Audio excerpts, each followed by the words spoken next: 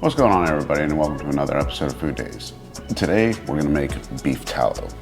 I have a friend that cooks brisket, and it's going out of style how much he cooks of it. So I have a lot of brisket trimmings that have been frozen. Now I plan on making my own ground beef because I'm going to be doing another burger video, but oh wow, this is all really big and frozen. But let's go ahead and look at what we got. So like, whew, it's gonna be a pain in the butt to get out. Stuff like this, you really don't want to eat or make burger fat out of this. But some of the stuff that has like connective fat and top cap, and if I could show you, like this piece right here. I don't know, here, let me go over, bring it to you guys because this thing is frozen solid. Like that right there, that's good brisket meat that you can add to chuck, and you can literally, wow, this is frozen solid, look at all that, that's a lot. But the tallow you can use for just about anything. So we're gonna break this down, probably just run it under some cold water just to kind of break it up a little bit, cut it up. We use the new KitchenAid mixer with the meat grinder attachment, and teach you guys how to make beef tallow. And then I'll tell you the different smoke points of different oils at the end. All right, so let's hop to it. All right, so I went ahead and separated good beef and the fat. And this is gonna be used for ground beef. Set that aside. And now all this is going to be used for beef tallow. So you want to kind of make it to where it'll feed through whatever it is that you're using for a grinder. And you want to give it a chop. About 1 to 2 inch cubes should be good, or enough to where it'll fit through the little grinding hole. So through the magic of editing or through speeding up, you won't see this whole process.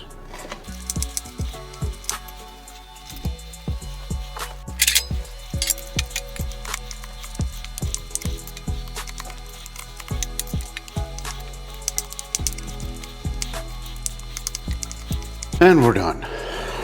Well, that was tedious, but probably got a good 3, maybe 4 pounds of beef fat. Being lucky that I have a friend that cooks brisket, and tallow is kind of a good thing to have on hand, this is what we end up with. I'm gonna go ahead and stick this back in the freezer just for a little bit to kind of chill it down, and we're gonna get the attachment on the KitchenAid, grind it down, and we'll see you in a little bit. Now while I have the time, since I'm making hamburger meat, and these are the pieces that I want, I'm gonna go ahead and cut these too, but don't worry, you're probably not gonna watch this process at all. You might.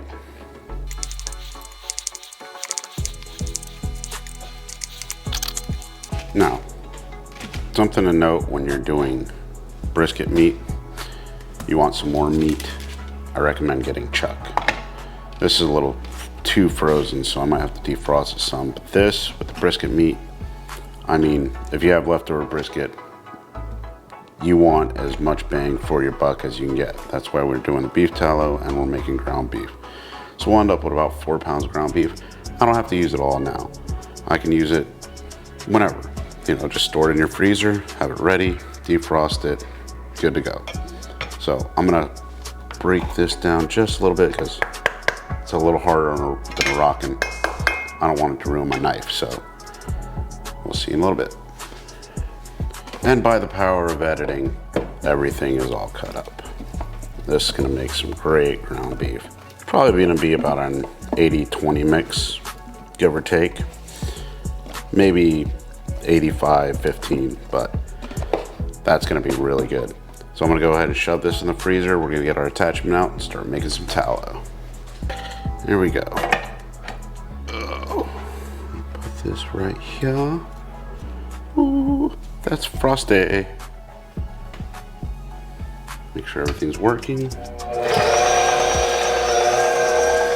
All right. gonna set our trusty little thingy there, our catcher. And this thing's gonna be loud, but I'm just gonna tell you, everything's going up top here.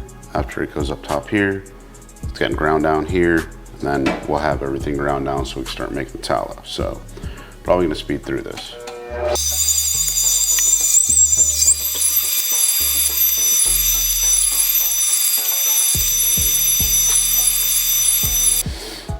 And there we have it. There's your beef fat. Oh, I got everything out and it's all still really cold. I'm gonna do it with my ground beef too. So might as well knock that out.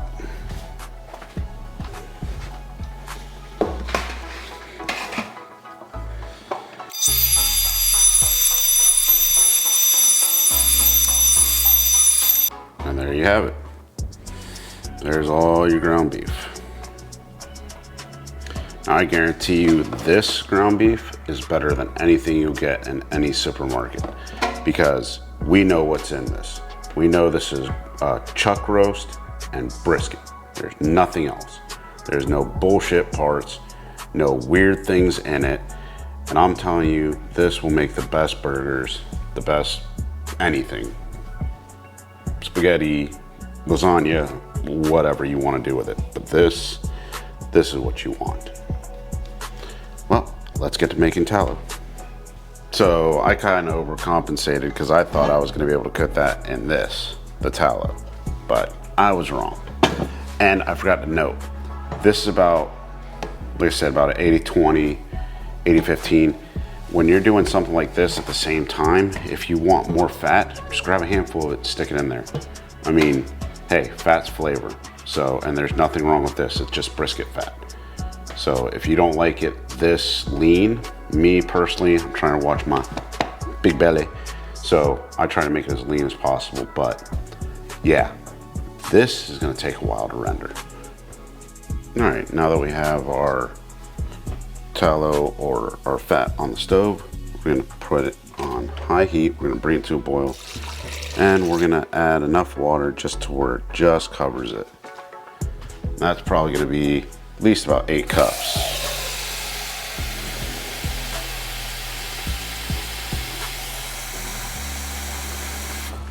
A good rule of thumb for every pound of beef fat you have, it's about 1.5 cups of water.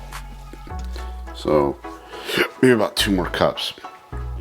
I had a lot of fat, so that's why this is taking so much. But we're gonna bring this to a boil, simmer it down, and that's about where you want it, to where it's just covering the fat. So we'll come back in a minute.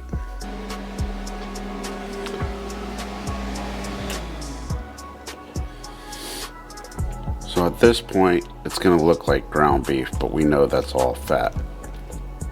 So you wanna keep just stirring it around a little bit until you get everything up and running. You need to get this to a boil, and then you have to bring it down to a simmer.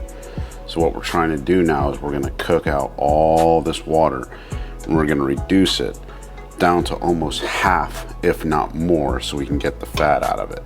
Then once we get the fat out of it, then we're gonna strain it through a cheesecloth, and then what we're left with is just pure beef tallow.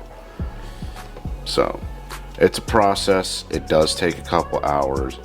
If you're having a day off where you're just making a lot of different things and you want some stuff to do, but you don't know what to do, I don't know what your life entails. Hey, I don't hang out with you. You're hanging out with me.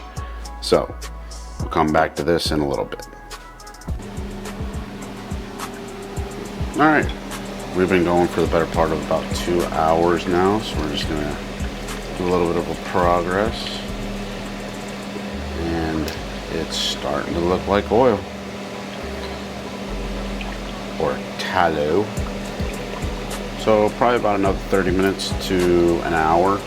It's roughly 2.5 to 3 hours, but we've already reduced it from about here down about 4 cups. So we just want to get as much more water as we can get out of this.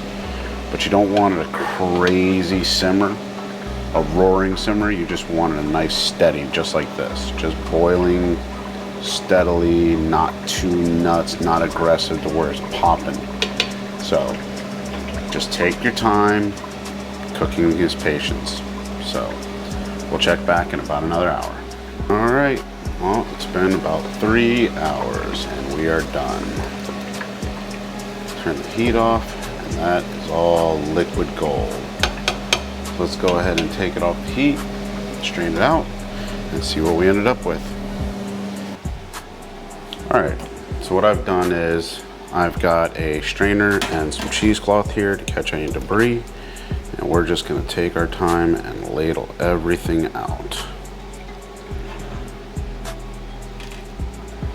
Just let it take its time. It'll sift all the way through, and we'll get all that gold right in the bottom. The rest of the stuff that's here, you can just discard it. All it is just fat. I do not know if you can give this to animals. I would check with an animal physician. I'm not an expert on that. Do not quote me. But I mean, technically all it is just beef fat. But if you want to give it to your pets, that's on you. I have no idea if it's good for them or not. So, yep, I would check with somebody. But if not, I would just say discard it, throw it in the garbage, put it in a container, freeze it, and throw it out. I don't know. However you want to discard it, because all this is just garbage anyway. But all we're doing is just getting all this liquid gold. Oh yeah. Probably gonna speed through this.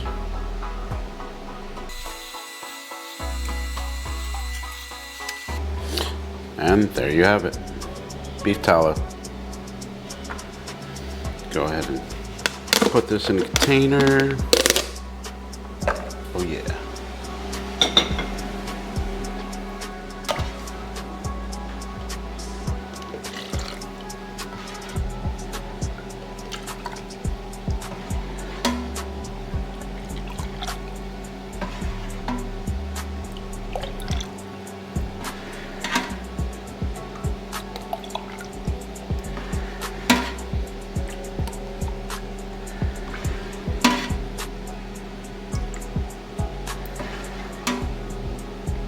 I think I'm going to need another container.